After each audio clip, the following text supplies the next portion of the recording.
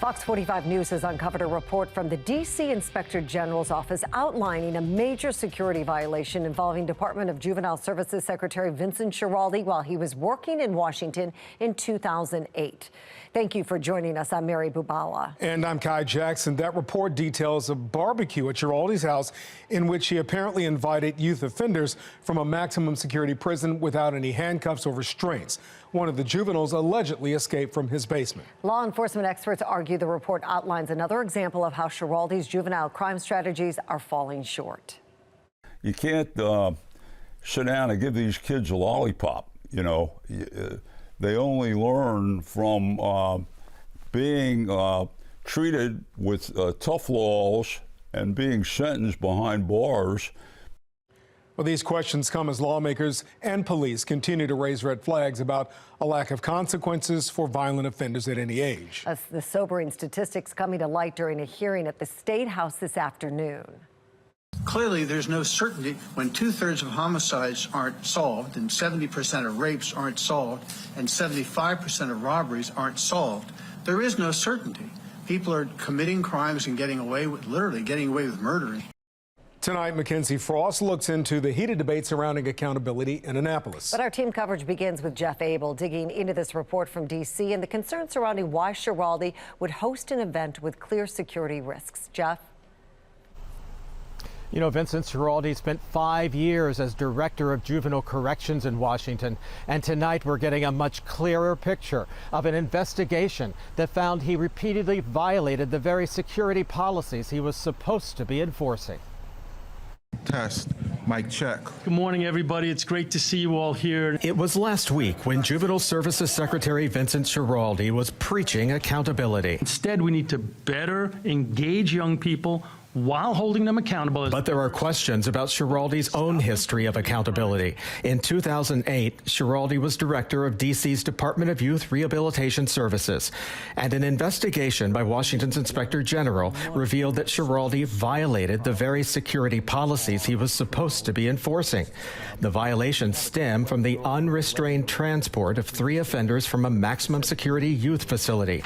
The report says Schiraldi had the 3 transported to his home for a cookout. And according to the report, after one of the Oak Hill residents asked the director's wife for permission to go to the basement to look for his cellular telephone, the resident went to the basement alone and unescorted and escaped. Investigators say Schiraldi objected to placing residents in physical restraints during transport, and he admitted that DYRS procedures had been violated. Yeah, it's very disturbing, and I would think, I don't know where the secretary got that idea to bring him home, but it's not like you're dealing with an altar boy or somebody from the church. Retired U.S. Marshal Johnny Hughes says the relaxed treatment of maximum security offenders could have put other lives in danger. You can't sit down with these juveniles and have cupcakes and crumpets and milk. I mean, many of these juveniles, they're more astute and more dangerous than adults. In the end, investigators ruled that Schiraldi had violated 5 departmental policies, writing, the director allowed his personal feelings regarding security restraints and other security procedures to create a relaxed atmosphere, which resulted in DYRS personnel failing to properly secure, restrain, and maintain visual contact with residents while they were being transported to and moving within the director's home. It would take 22 days before the escapee was recaptured. To me, it's just thinking not in a normal manner, okay? So far, neither Schiraldi nor the governor's office has responded to our questions about this probe. We're live tonight. Jeff Abel, Fox 45 News. Jeff, thank you. Lawmakers and police in New York are also questioning Schiraldi's crime strategies. He spent 7 months as the corrections commissioner in New York before coming to Maryland. While in New York, he oversaw operations at Rikers Island. An independent court found leadership and accountability within the State Department of Corrections severely lacking. A police union leader argues Schiraldi pushed the system at Rikers to its breaking point. He came in here with this mindset of providing everything for the inmate population and not providing things that we needed. Wasn't concerned about our well-being at all. So he made it unsafe for us. He created armies in these housing areas. He really put us at a very disadvantage and made the job more dangerous than it ever was. I can't believe somebody would hire this guy. To what we've been through in New York City. It just shows you there was a lack of really vetting this person. Fox 45 News asked the governor's office about what steps his administration took to vet Secretary Schiraldi and if the governor is aware of the humanitarian crisis at Rikers Island. So far, we have not received a response. Governor Moore has been a vocal supporter of Schiraldi, even as the secretary faces pushback for his views on juvenile crime. Schiraldi believes young people should be kept out of adult prisons until they turn 25 because research shows their brains aren't fully developed. Schiraldi has also spoken out against parole and probation, saying he doesn't believe it rehabilitates young offenders. But critics tell Fox 45 News the message doesn't match up with what's needed to curb crime across the state. When it comes to hearing from DJS specifically, what do you want to hear from the secretary about what's going on? His resignation. I'm sorry to be so blunt, but I just don't think he gets it. You're basically saying up until the age of 25, which is what he wants to do, you get a free ride. Unfortunately, legislators, lawmakers, have decided that it's better to support the lawbreakers rather than those who are enforcing the law. The Baltimore City State's Attorney's Office says DJS hasn't been transparent about which juveniles are detained and which ones are released. The deputy chief of the Juvenile Division got into a heated exchange with Schiraldi last month about how DJS handles cases. Secretary Schiraldi, I would really love to see your data. Absolutely. Because and this is from 22. Yeah, and you're going to see the next one in less than a month. I'd like to see some data from you, though. I'm not really hearing too much data from your office. City State's Attorney Ivan Bates pushing for legislation to remove some of the guesswork from the process, aiming to put the decision in the hands of a judge. Last year, he said nearly a third of cases sent to DJS should have gone directly to a judge instead.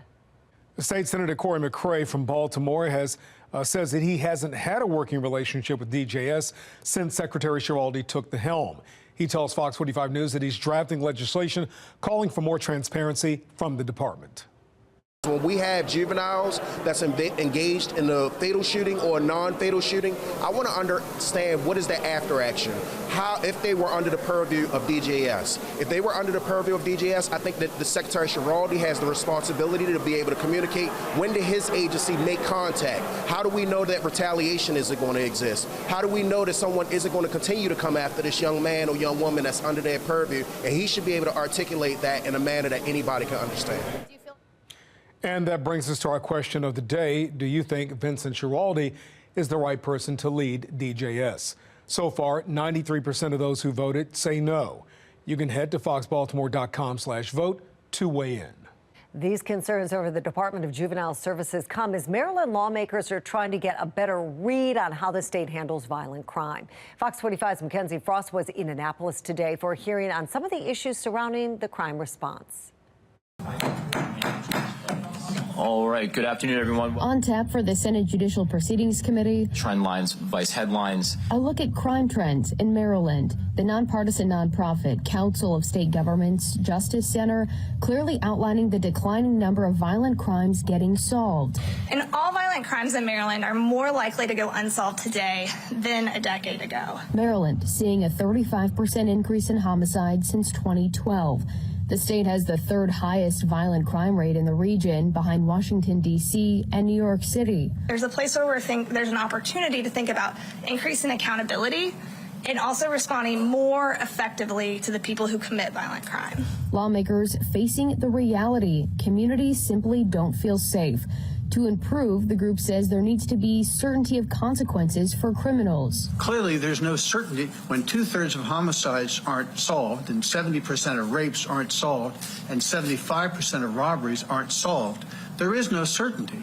People are committing crimes and literally getting away with murder. If we really want to get serious about deterring future violence, solving violent crime is really going to be a big piece of that equation, and making sure that folks are held accountable. Some lawmakers, like Senator William Folden from Frederick County, say there simply aren't enough officers to handle the volume of crime. So we're seeing some increases in violent crime, and we're seeing a dramatic drop-off in the number of police officers who are available to be that resource to investigate these violent crimes, and we're seeing unsolved rates at ridiculously high numbers, and that's just not fair to the community, it's not fair to law enforcement, and it's certainly not fair to the victims. The data shows people don't feel safe, and we question the leader of the Senate about how to change that. Do you think that there's room in this session for the legislature to tackle some of the needs for solving some of these violent crimes to help increase community sense of safety, especially in Baltimore? At the end of the day, you get convictions by having a real investigation in which there is physical evidence and eyewitness testimony. And it is very difficult for prosecutors to bring forward a case and get a conviction if there is not both physical evidence and testimony. Senate President Bill Ferguson says if people don't trust the justice system, they are less likely to come forward and work with the process. But without cooperation, cases often go unsolved. You can't ask law enforcement to produce magic. More law enforcement isn't a guarantee for more cases to get closed, rather a focused approach from police, according to the Justice Center. But improving police relationships with the community will be key, and how to make that a reality remains unclear. Right now, the data shows Maryland continues to struggle with closing violent crime cases, leading to more Marylanders feeling unsafe in their own community. Tackling the crime trends includes dealing with juvenile crime. Senate President Bill Ferguson says that a high-level agreement has been made in terms of juvenile crime remediation and diversion. He tells us that there could be some concrete plans unveiled sometime next week. In Annapolis, Mackenzie Frost, Fox 45 News. I'm Mary Bubala. Thank you for watching. Here's another video for you to watch. Also take some time to subscribe to our YouTube channel.